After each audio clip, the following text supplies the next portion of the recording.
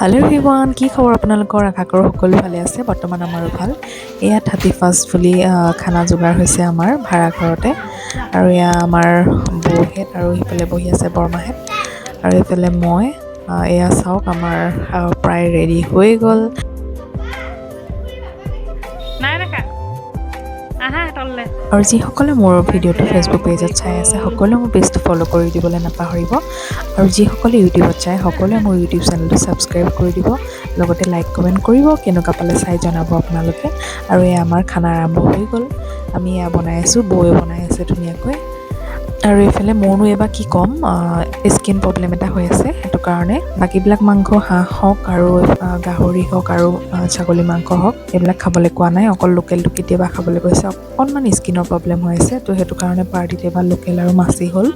তো এইফালে ধুনীয়াকৈ বনাই থকা হৈছে।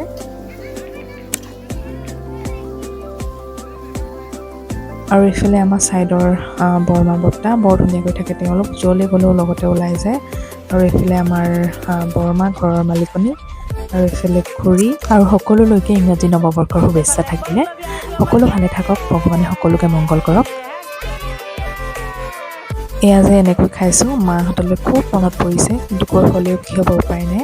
আৰু এইফালে আমাৰ বৌয়ে ধৰক বহুত ধুনীয়াকৈ খানা বনায়। তেওঁ নবনালে আমাৰ খানাই নহয়, আৰু বৰ ধুনীয়াকৈ বনায়। আৰু এয়া খাই ধুনীয়াকৈ হৈ গ'ল সকলোবিলাক। এইবিলাক ভিডিঅ' কৰি থাকিবলৈ সময় নহ'ল, তো এয়া ফটো চটো মাৰিলোঁ ধুনীয়াকৈ। মাহঁতলৈও খুব মনত পৰিছে, কি কৰিব, হ'লেও উপায় নাই। মানুহজনৰ লগত যিহেতু থাকিবই লাগিব, কামৰ সূত্ৰে যোৰহাটত আছোঁ।